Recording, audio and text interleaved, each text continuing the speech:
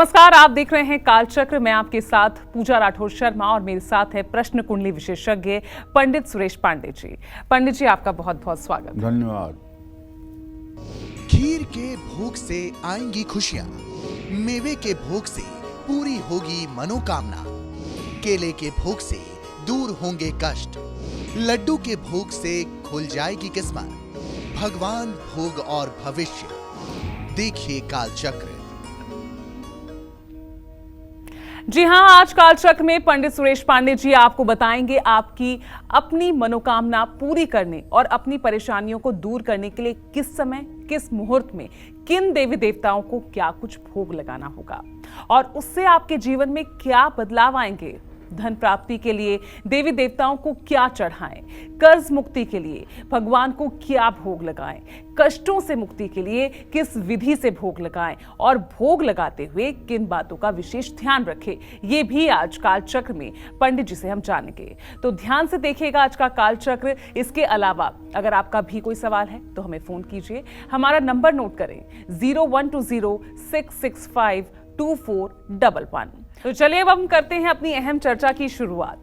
देवी देवताओं को हम सभी भोग लगाते हैं, लेकिन अगर कोई खास परेशानी है या कोई इच्छा है जो पूरी नहीं हो रही तो किस देवता को क्या भोग लगाना चाहिए, भोग किस दिन और किस मुहूर्त में लगाना सबसे ज्यादा फायदेमंद होगा। चलिए पंडित जी से जानते हैं। तो पंडित जी, भोग हर सुबह हर कोई प्रातःकाल भगवान अपने देवी देवताओं को लगाता है, लेकिन क्या सही विधि होनी चाहिए, किस मुहूर्त में लगाना चाहिए, कैसे लगाना चाहिए, क्या कहेंगे आप? देखो, सही प्रश्न है आपका पूजा। जो हमारे यहाँ पूजा पद्धति है जिसको कर्मकांड कहते हैं जी, शास्त्रों में उसके लिए हमारे यहाँ नियम बनाए गए। कब देवताओं की पूजा होनी चाहिए, कब पितरों की पूजा होनी चाहिए, कौन सा भोग किस देवता को लगाना चाहिए, कौन सा भोग किस देवता को नहीं लगाना चाहिए, कौन सा फूल किस देवता को चढ़ाना चाहिए, कौन सा फूल किस देवता को नहीं चढ़ाना चाहिए। ये तमाम बातें सनातन धर्म में हैं और इसके पीछे अपना लॉजिक है। ऐसा नहीं है कि ऐसे अंधेर नगरी धमधूसरा राजा जिसने जो लिख दिया वो हो गया। ठीक है ना।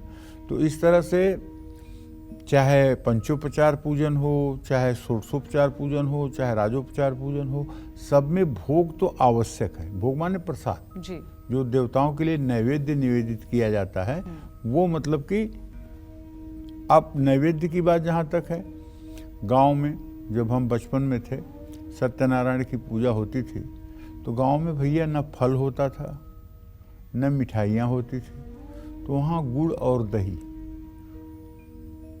दोनों चीज़ों को एक आम के पत्ते पर रख करके और नवग्रह को, गौरी गणेश को भोग लगा दिया जाता था जी। उस समय हम लोग बचपन में मंत्र पढ़ते थे, शर्करा खाद्य खाद्यानि दधीरं घृताण च आहारम भक्ष भोज्यम च नैवेद्यम प्रतिगृह्यताम, यही भोग लगा देते थे।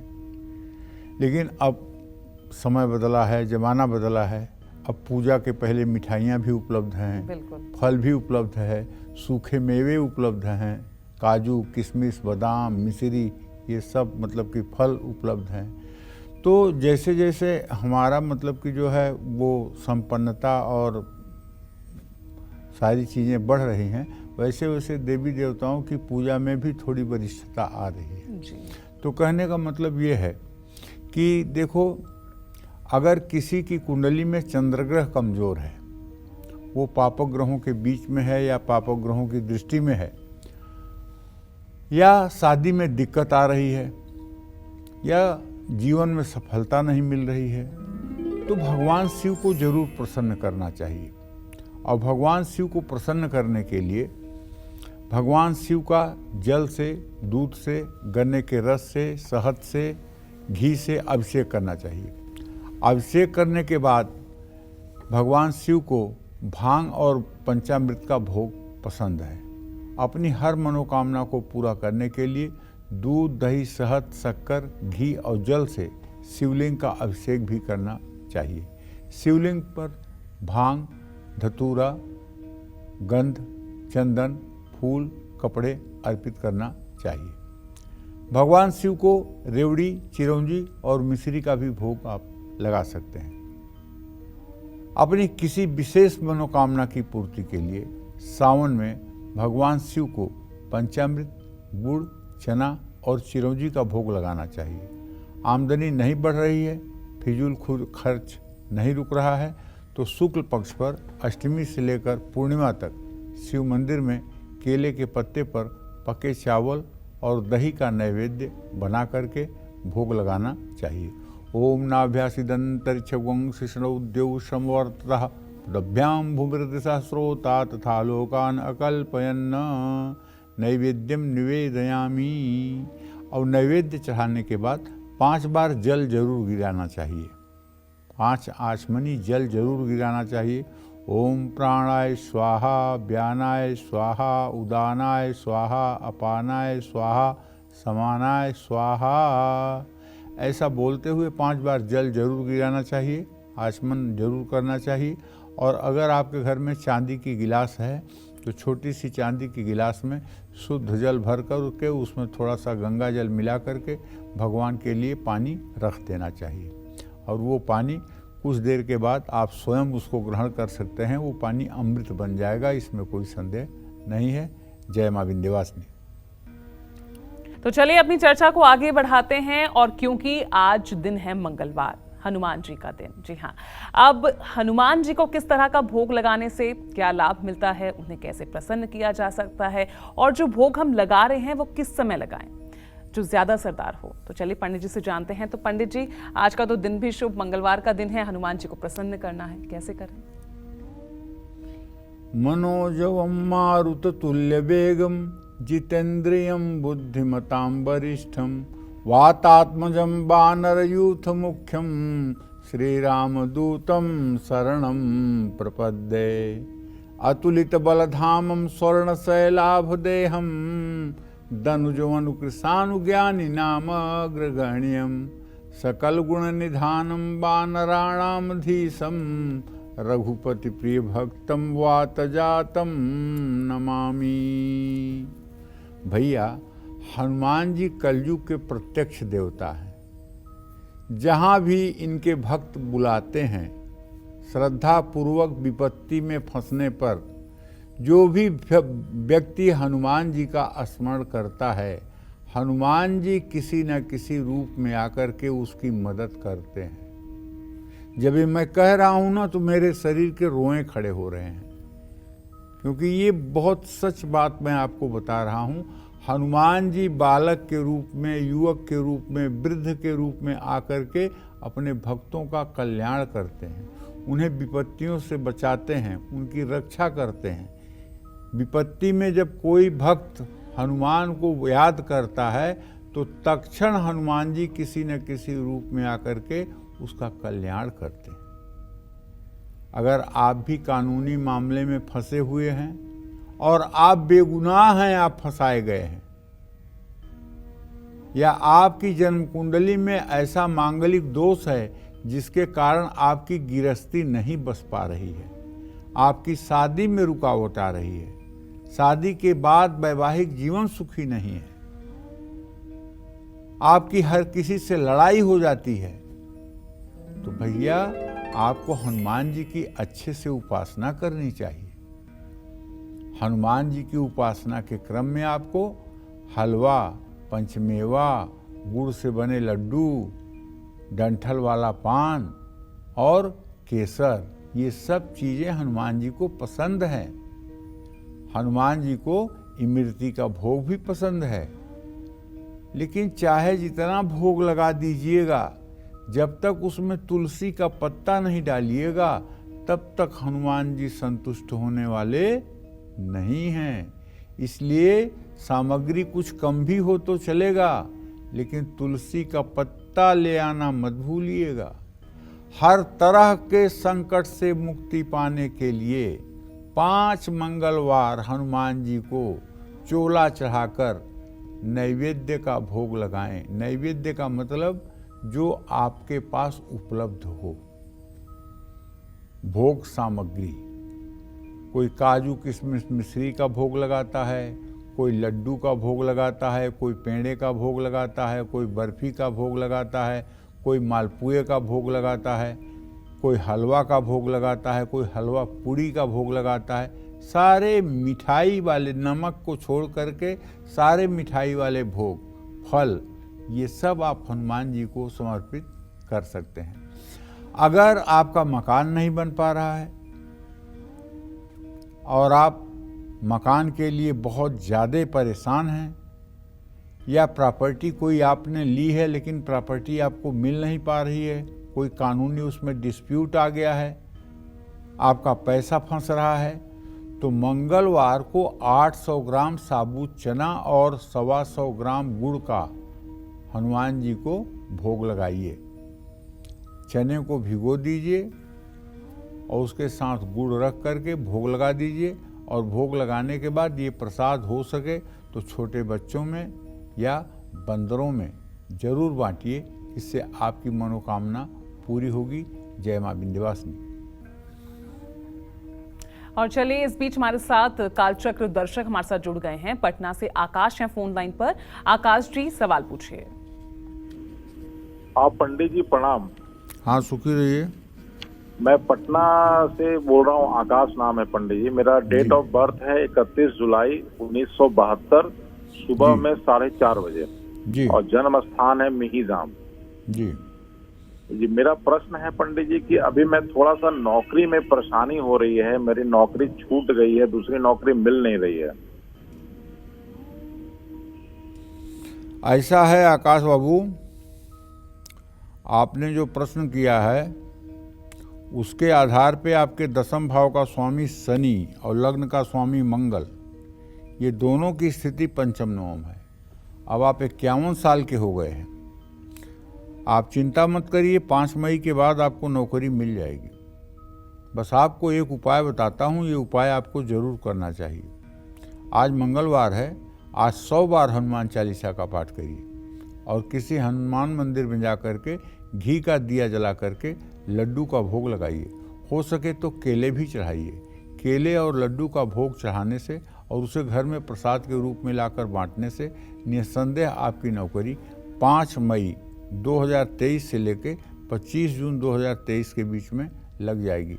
लेकिन ध्यान रखिएगा, अब आप 51 साल के हो गए हैं, ज़्यादा एक्सपेरिमेंट करना आपके लिए उचित नहीं है। अब जहाँ नौकरी लग जाए वहाँ मन लगा करके नौकरी करिएगा, ठीक है?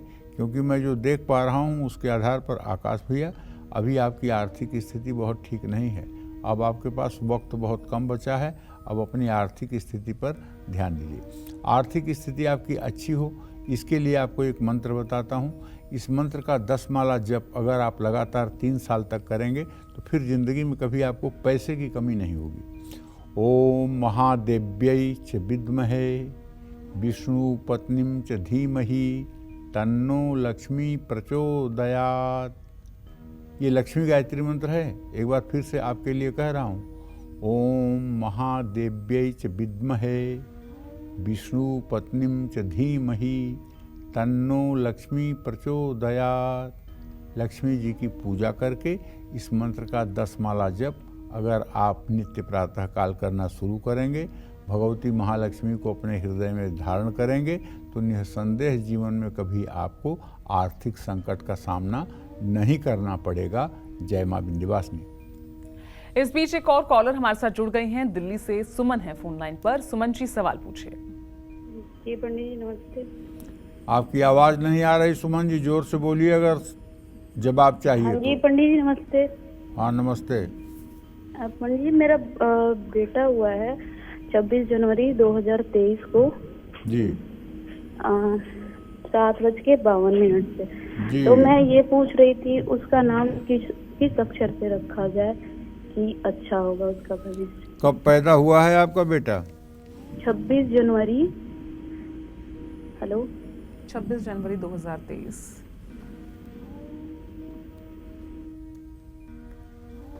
कितने बजे पैदा हुआ है?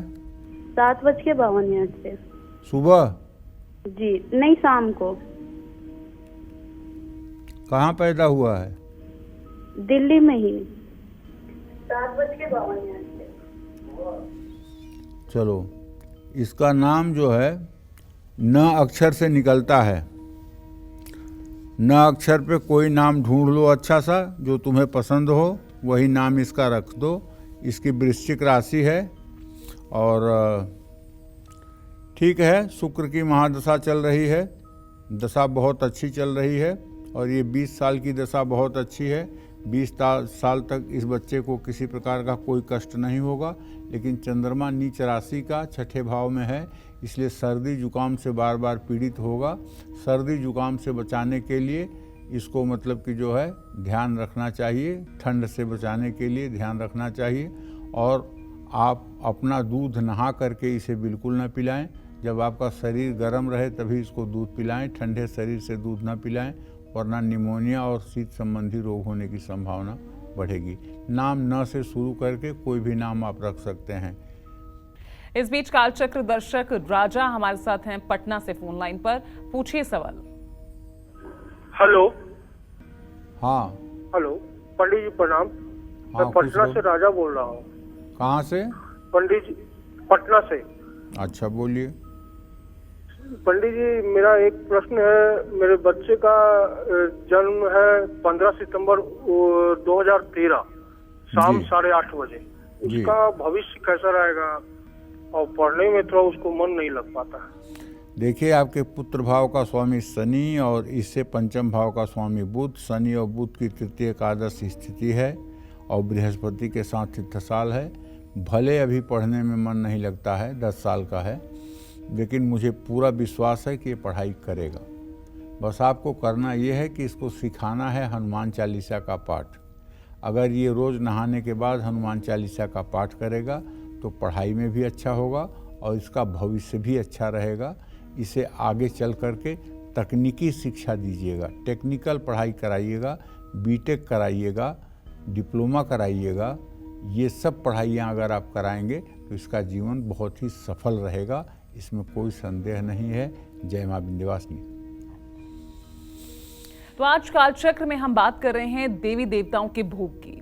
पंडित सुरेश पांडे जी आज हमें बता रहे हैं कि कैसे देवी देवताओं को शुभ समय में उनका पसंदीदा भोग लगाकर हम अपनी परेशानियों को दूर कर सकते हैं और मनोकामनाएं पूरी कर सकते हैं। तो चलिए अब बात करते हैं भगवान गणेश की। जी हाँ, सभी को पता है कि मोदक और लड्डू गणेश जी को बहुत प्रिय हैं, लेकिन इनका भोग किस समय उन्हें लगाना चाहिए और ये भोग लगाने से कौन कौन सी परेशानियां दूर होती है, चलिए पंडित जी से जानते हैं। पंडित जी, गणेश भगवान को प्रसन्न करना है, भोग लगाएं, किस वक्त लगाएं, कैसे लगाएं, बताइए। ओम गणानां त्वा गणपतिं गवामहे, प्रियाणां त्वा प्रियपतिं गवामहे, निधीनां त्वा निधिपतिं गवामहे, वसो ममाहं जानि गर्भधमा त्वमजासि गर्भधम्। गजाननं भूतगणाधिसेवितं कपित्थजम्बूफलचारुभक्षणम् उमासुतं शोकविनाशकारकं नमामि विघ्नेश्वरपादपङ्कजम्। बुद्धि, ज्ञान, रिद्धि, सिद्धि और सूझबूझ के देवता कौन है? भगवान गणेश। कलौ चंडी विनायकौ। कलयुग में बिना भगवान गणेश और बिना दुर्गा की पूजा के कोई भी पूजा साकार नहीं होती है। इसीलिए शास्त्रों में कहा गया है कलौ चंडी विनायकौ। कलयुग में सबसे पहले चंडी और विनायक की पूजा होती है। भगवान गणेश को लड्डू, मोदक और मोतीचूर के लड्डू बहुत पसंद हैं। बहुत लोग सोचते होंगे कि मोदक और लड्डू तो एक ही चीज़ होता है, सही है, लेकिन मोदक एक प्रकार की मिठाई जो प्रायः महाराष्ट्र में बनती है, महाराष्ट्र में उसको मोदक के नाम से जाना जाता है, वो लड्डू का ही स्वरूप है। और ये मोतीचूर का लड्डू जिसमें छोटे छोटे बेसन के दाने बना करके और उसे मतलब चीनी में बना करके और उसका मोतीचूर का लड्डू नाम है। कर्ज से मुक्ति के लिए हर बुधवार को गणेश जी को दुर्वा और मोदक चढ़ाना चाहिए। कारोबार में अगर लगातार घाटा हो रहा है तो कार्य क्षेत्र में श्वेतार्क गणपति की स्थापना करनी चाहिए। ये श्वेतार्क गणपति क्या है जानते हैं? सफ़ेद मंदार जो होता है, श्वेतार्क गणपति का मतलब सफ़ेद मंदार जो होता है, वो जब 5 साल का हो जाता है तो अगर उसको खोदा जाए, उसकी जड़ को खोदा जाए तो उसमें गणेश जी का चित्र पूरा एकदम स्पष्ट निकलता है।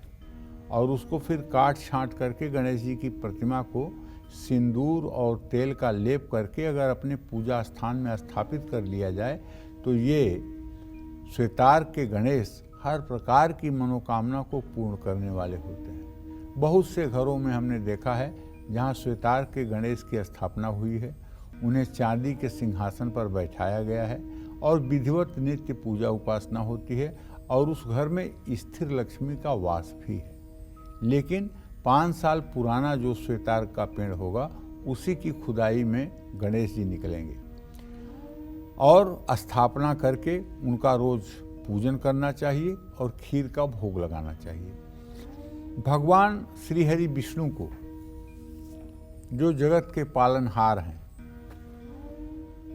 प्रातः स्मरामि भवभीति महार्थ शांते नारायणम गरुण वाहन जनाभम ग्राहाभिभूति वरवारण मुक्ति हेतुम चक्रायुधम तरुणवारिजपत्र नेत्रम।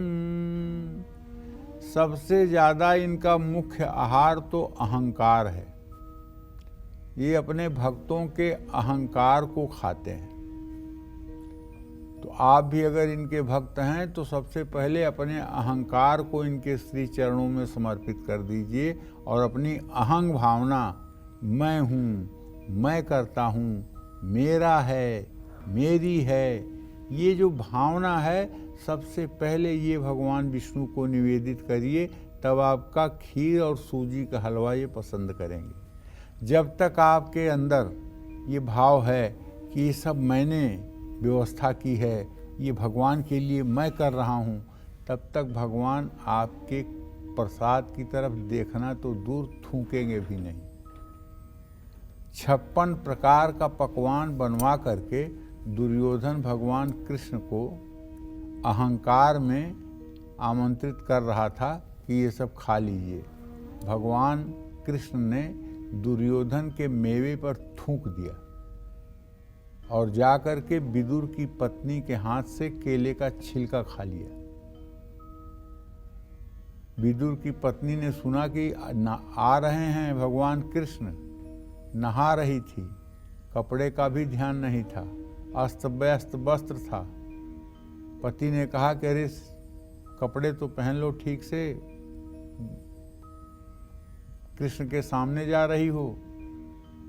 तो उन्होंने कहा कि उनके सामने तो जगत नंगा है, उनके सामने बहुत कपड़ा पहनने की क्या ज़रूरत है, क्या दुनिया में उनसे छिपा है।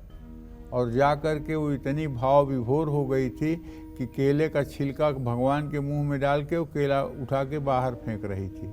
भगवान ने नहीं कहा क्या खिला रही, वो खाते चले गए।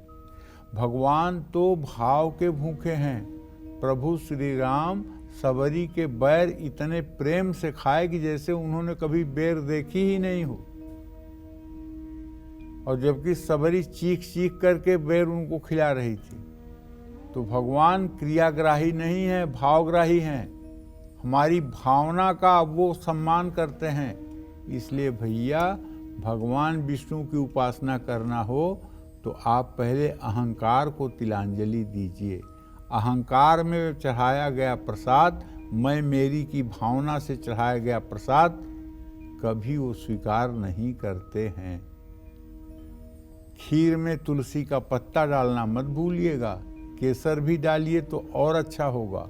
और हर रविवार गुरुवार को विष्णु और लक्ष्मी के मंदिर जाकर के खीर या सूजी के हलवे का भोग लगाने से धन धान्य की वृद्धि होती है। लेकिन कुल मिलाकर के ये बात ध्यान रखिएगा कि भगवान इन सब वस्तुओं से पूरी धरती का पालन पोषण करते हैं। तो वो हमारे थोड़े से हलवे से, थोड़ी किसी खीर से संतुष्ट और असंतुष्ट होने का कोई मतलब ही नहीं है। हाँ, सुदामा एक दाने चावल का भोग लगाते थे। सुदामा के पास जब खाने का नहीं होता था तो एक दाना चावल रख करके पत्ते पर और ओम नमो भगवते वासुदेवाय कहते थे। तो वहाँ कृष्ण जो रुक्मिणी के साथ ऐसे करते थे, डकार मारते थे। तो रुक्मिणी पूछती थी, अरे प्रभु ये क्या? बोले सुदामा ने भोग लगाया, मैं पूर्ण रूपेण संतुष्ट हो गया। तो कहने का मतलब ये है कि आपके पास जो कुछ भी है, जो कुछ भी है संसाधन, उसी का भोग लगाइए, लेकिन अहंकार नहीं होना चाहिए। मैं करता हूँ, मैंने किया है, मैं बहुत बढ़िया कर रहा हूँ। और कुछ लोग मिलते हैं, आज गए थे वृंदावन 56 भोग करवा के आए हैं। अरे क्यों बताते हो सबको? कुछ चीज़ें गोपनीय भी तो रखो। 56 प्रकार का भोग लगवाए हो तो क्यों लगवाए हो तो बताने की क्या जरूरत है? इससे पुण्य कम हो जाता है। जो भी अच्छा कार्य करिए उसकी ज़्यादा से ज़्यादा पब्लिसिटी मत करिए। आप भगवान के लिए करते हो ना, इंसान को दिखाने के लिए थोड़ी करते हो। तो इस तरह से भगवान विष्णु की पूजा आराधना करने से सारे संकटों का समाधान होता है, इसमें कोई दो राय नहीं है। लेकिन अहंकार का त्याग होना चाहिए। जय मां विंध्यवासिनी। चलिए अब चर्चा को आगे बढ़ाते हैं। और अगर आपको पैसों से जुड़ी कोई भी परेशानी आ रही है तो आपको किस देवी देवता की पूजा जरूर करनी चाहिए और उनको कुछ खास भोग क्या लगाना चाहिए? चलिए पंडित जी से जानते हैं। पंडित जी, पैसों की कमी से जूझ रहे हैं, फाइनेंशियल कंडीशन से जुड़ी, कैसे प्रसन्न करें भगवान को, क्या भोग लगाएं? देखो, ऐसा है, पूजा देवी भागवत के 3 स्कंध में 27वें अध्याय में एक वर्णन आता है जी। जो व्यक्ति देवी के नवरात्र का व्रत नहीं करता है, 9 दिनों तक भगवती की आराधना नहीं करता है, कुमारी कन्याओं का पूजन नहीं करता है, स्त्रियों का सम्मान नहीं करता है, देवियों के दर्शन पूजन में समय नहीं लगाता है, वो अगले जन्म में दरिद्र होकर पैदा होता है और नाना प्रकार के दुखों से और अभाव से ग्रसित होकर के हर समय दुख और पीड़ा में जीवन व्यतीत करता है। और जो लोग नवरात्र का व्रत करते हैं, देवी देवताओं की ठीक ढंग से उपासना करते हैं, दुर्गा के पाठ करते हैं, कुमारी कन्याओं का पूजन करते हैं, महिलाओं का सम्मान करते हैं, वो अगले जन्म में शुचि नाम श्रीमताम गेहे योग भ्रष्टो भी जाते, उत्तम कुल में जन्म लेते हैं, उनकी अच्छी परवरिश होती है और वो बहुत सुखपूर्वक जीवन, आनंद पूर्वक जीवन व्यतीत करते हैं और अंत में उन्हें उत्तम गति की प्राप्ति भी होती है जी। वो नरकादि लोकों में नहीं जाते हैं।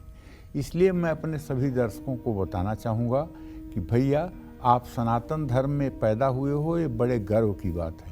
अगर आप रोगी नहीं हैं, अगर आप बीमार नहीं हैं, अगर आपका स्वास्थ्य ठीक है, अगर आपका डायबिटीज़ बहुत ज़्यादा बढ़ा हुआ नहीं है, अगर आपका ब्लड प्रेशर बहुत ऊंचे नीचे नहीं होता है, तो अगर आपकी उम्र 16 साल से ज़्यादा है तो आपको नवरात्र के 9 दिनों के व्रत करने चाहिए।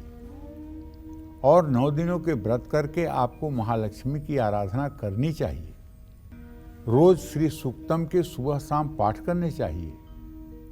पैसा खर्च हो जाता है, आमदनी बढ़ती नहीं, कर्ज लेने की नौबत आ चुकी है, तो इसके लिए आपको माँ लक्ष्मी की पूजा करनी चाहिए और उनको उनका पसंदीदा भोग लगाना चाहिए। माँ लक्ष्मी का दक्षिणावर्ती शंख से अभिषेक करें। अब हम आपको एक मानस पूजा का श्लोक बताते हैं जो देवी को नैवेद्य के रूप में शंकराचार्य ने लिखा है। वो श्लोक बताते हैं, आप अपनी दुर्गा सप्तशती देखिएगा, उसमें ये श्लोक पढ़िएगा। जाति सौरभ निर्भरम रुचिकरम शाल्योदनम निर्मलम युक्तम हिंगुमरीच जीर सुरभिर द्रव्यान्वितै व्यंजनै पक्वानेन स पायसेन मधुना दध्याज सम्मिश्रितम नैवेद्यम सुरकामिनी विरचितम श्रीचंडिके त्वन्मुदे। इसका अर्थ ये होता है कि एक सोने की थाली में बासमती चावल को घी और जीरे से छौंक करके सुगंधित बना दिया गया है और एक सोने की कटोरी में दही रखा हुआ है, एक सोने की कटोरी में खीर रखी हुई है, एक सोने की कटोरी में कढ़ी रखी हुई है और एक सोने की कटोरी में शहद रखा हुआ है और एक सोने का चम्मच है।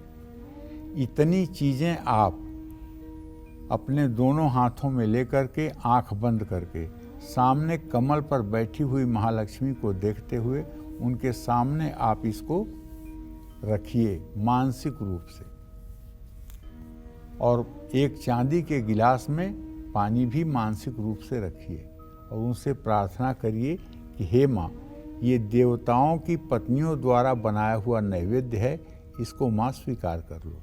अगर आप मानस पूजा में रोज इस तरह से भोग लगाना शुरू कर दें तो 6 महीने के बाद वो समय दूर नहीं होगा जब आपके ऊपर संपूर्ण महालक्ष्मी की कृपा बरसेगी और प्रत्यक्ष रूप से माँ लक्ष्मी को केसर वाले चावल, खीर और पीली मिठाइयाँ ये आप समर्पित करिए।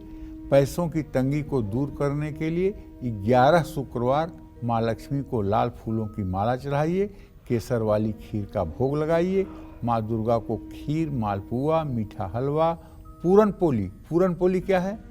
अगर आप कभी कोल्हापुर, बम्बई कहीं जाएंगे और आप किसी रेस्टोरेंट में भी पूरन पोली का आर्डर देंगे तो वहाँ एक मीठी टाइप की रोटी बनती है जिसको पूरन पोली कहते हैं, उसका भी भोग लगा सकते हैं। केला, नारियल और मिठाई ये बहुत पसंद है। इससे मनोकामना की पूर्ति के लिए नवरात्र में माँ दुर्गा को खीर, केला और नारियल का भी भोग लगाया जाता है। धन लाभ पाने और कष्टों को दूर करने के लिए बुधवार, शुक्रवार के दिन माँ दुर्गा को मीठे हलवे का भी भोग लगाना चाहिए। लेकिन सबसे सुपर वाला भोग क्या है? जब आप मानसिक रूप से सोने की थाली में बासमती चावल को घी और जीरे से छौंक कर एक सोने की कटोरी में शहद, एक सोने की कटोरी में दही, एक सोने की कटोरी में कढ़ी और एक सोने की कटोरी में घी, ये रख करके अगर आप उन्हें नैवेद्य के रूप में निवेदित करेंगे तो शायद ये आपकी सुपर से ऊपर पूजा मानी जाएगी। जय माँ विंध्यवासिनी। अच्छा पंडित जी, क्योंकि आज हम भगवान को भोग लगाने की बात कर रहे हैं, जब हमने भोग लगा दिया, क्या उसके बाद उस भोग को, उस प्रसाद को परिवार के सदस्य को ही ग्रहण कर लेना चाहिए? करना ही चाहिए बेटा। वो भोग प्रसाद अमृत हो जाता है। उसका एक कण भी किसी के मुंह में जाएगा तो वो मतलब कि अमृत को प्राप्त होगा। उसके सारे रोग और शोक नष्ट हो जाएंगे। तुम जानती हो, भगवान सत्यनारायण की जब कथा होती है तो सत्यनारायण की जो शालिग्राम की शिला होती है उसे पंचामृत में डुबो करके धोया जाता है और बाद में वही चरणामृत लोगों में प्रसाद बांटा जाता है। जी। कहते हैं कि उस चरणामृत को एक बार पान कर लेने के बाद किसी की अकाल मृत्यु नहीं होती है। उस चरणामृत का पान कर लेने से किसी की अकाल मृत्यु नहीं होती है। इस पर बहुत कथाएं हैं, लेकिन कार्यक्रम के समय को देखते हुए मैं वो कथा नहीं बता पा रहा हूँ। लेकिन आप ये समझ लीजिए कि भगवान शालिग्राम के स्नान किए हुए चरणामृत का पान करने से कभी व्यक्ति की अकाल मृत्यु नहीं होती है। उसी तरह से माँ दुर्गा के प्रसाद को खाने वाला व्यक्ति कभी 7 जन्मों तक दरिद्री नहीं होता है, कभी वो विपन्न नहीं होता है, हर समय संपन्न ही रहता है। जय माँ विंध्यवासिनी। अब शनि को शांत करना है तो शनिदेव को उनका पसंदीदा भोग लगाना बेहद जरूरी होगा, लेकिन ये भोग किस समय और किस विधि के साथ लगाएं, चलिए ये जानते हैं पंडित जी से। तो पंडित जी, शनि को शांत करना तो बेहद जरूरी है, उन्हें क्या पसंद है, क्या भोग लगाएंगे? शनिदेव शांत रहते ही हैं। आप कुकर्म करें, पाप करें, अत्याचार करें, अनाचार करें, दुराचार करें तो सारा रजिस्टर मेंटेन होता है, उसके हिसाब से वो पनिशमेंट देते हैं। अगर आपको भी एसिडिटी है, अर्थराइटिस है, हार्ट से जुड़ी प्रॉब्लम बढ़ती जा रही है, या शनि की ढैया और 7.5 चल रही है, या महादशा चल रही है और सिर्फ और सिर्फ आपको अगर नुकसान झेलना पड़ रहा है तो परेशानियों से मुक्ति पाने के लिए शनि देव को खास भोग लगाना चाहिए। शनि देव को उड़द की दाल, काले तिल, खिचड़ी ये बहुत पसंद है। शनि की 7.5 ढैया या महादशा चल रही हो तो शनिवार को संध्या के समय शनि मंदिर में उड़द के दाल की खिचड़ी का भोग लगाएं, उसमें काला नमक डालें जिसको सोचर भी कहते हैं। ज़रूरतमंद लोगों को कंबल और छाता दान करें, इससे शनिदेव प्रसन्न होंगे और आपका दुख कम होगा। जय माँ विंध्यवासिनी। बात करते हैं आज के लकी ईमेल कुंडली विजेता की। तो आज के हमारे ईमेल कुंडली विजेता हैं पटना, बिहार के रहने वाले पंकज कुमार दास। इन्होंने हमें ईमेल करके अपनी मैरिड लाइफ के बारे में जानना चाहा है। तो पंडित जी, मैं आपको इनकी डिटेल्स बता दूं। इनका नाम है Pankaj Kumar Das. Date of birth है इनकी पंडित जी 30/8/1983 और इनका समय है जन्म का शाम के 5:10 और जन्म स्थान है इनका बिहार का पटना। सवाल इनका है कि इनकी शादी में बहुत प्रॉब्लम्स हो रही हैं पंडित जी, दिन रात कलेश हो रहा है, मैरिड लाइफ इनकी कैसी रहेगी? इसके पीछे ये कारण भी बता रहे हैं। इनकी शादी 29 नवंबर 2021 को फिक्स हुई थी और 30 नवंबर 2021 को शादी की रस्में स्टार्ट हुई थी और ठीक 30 साल पहले इनके दादाजी की डेथ भी 30 नवंबर को हुई थी। तो क्या ये सोच रहे हैं कि क्या उस दिन शादी होने से ही ये प्रॉब्लम्स आ रही है? देखो ऐसा है, आपने जो इनका डिटेल नोट करा है, पंकज कुमार दास, 30 अगस्त 1983 5:10 पटना बिहार में इनका जन्म हुआ। देखो आदमी जब उसके ज़िंदगी में कुछ खराब होता है तो अपने भाग्य को नहीं कोसता है, कहीं न कहीं उसका लिंक दूसरी जगह ढूंढता है। बिल्कुल। मैं तो बहुत भाग्यशाली हूँ, मेरा कोई दूसरी जगह से मुझे परेशान किया जा रहा है। उसी तरह से ये पंकज कुमार दास, इनकी कुंडली में लग्नेश शनि है और सप्तमेश चंद्रमा है, दोनों का सदाष्टक योग है, छठा आठवां संबंध है। ऐसे लोगों का दाम्पत्य जीवन कभी सुखी रहता ही नहीं है। ऐसे लोग कुत्ते बिल्ली की तरह जिंदगी भर लड़ते रहते हैं, एक से अधिक शादियां होती हैं, शादियां टूट जाती हैं। ये कुंडली कह रही है। इसमें ग्रैंडफादर बेचारे का, मृतक का दिन कहाँ से आ गया? बिल्कुल। उसका कोई दोष नहीं है। अरे आप अपनी कुंडली को किसी से दिखा लीजिए, चंद्रमा और शनि का सदाष्टक योग है, इस योग में वैवाहिक जीवन चलता कहाँ है, रिश्ते चलते कहाँ हैं? क्योंकि आपका लग्न शनि है और सप्तमेश चंद्रमा है। आप पति पत्नी का उत्पीड़न करते हैं, पत्नी को मानसिक कष्ट देते हैं, तो पत्नी कैसे रहेगी साथ में? और चंद्रमा के साथ राहु है, पत्नी थोड़ी मानसिक रूप से डिप्रेशन की तरफ जा रही है। तो इसलिए ये सारी स्थितियां हैं। हाँ, अगर आप चाहते हैं कि अच्छा हो जाए तो पति पत्नी दोनों मिल करके रुद्राभिषेक हर महीने करिए, किसी शिव मंदिर में जा करके 1 साल लगातार रुद्राभिषेक करिए तो आपका वैवाहिक जीवन ठीक हो जाएगा। और जहाँ तक आपके दादाजी के मरने की तिथि की बात है और उस पर विवाह की बात है, उससे कोई फर्क नहीं पड़ता है। उस विषय में आपको बेकार में मतलब कि आरोप लगाने की कोई आवश्यकता ही नहीं है। जय मां विंध्यवासिनी। है कर्ज मुक्ति के सबसे सरल उपाय, पंडित जी बताइए, कर्ज से छुटकारा क्या सरल उपाय इसके लिए? कर्ज से छुटकारा पाने के लिए लाल मसूर का दान मंगलवार को करना चाहिए। घर की उत्तर पूर्व दिशा को हमेशा एकदम साफ सुथरा रखना चाहिए।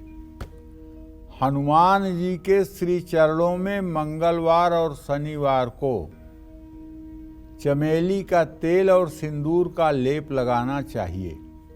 अपने माथे पर भी उसी सिंदूर से तिलक लगाना चाहिए। हनुमान चालीसा या बजरंग बाण का पाठ करना चाहिए। ऋण मोचन मंगल स्तोत्र का पाठ करना चाहिए।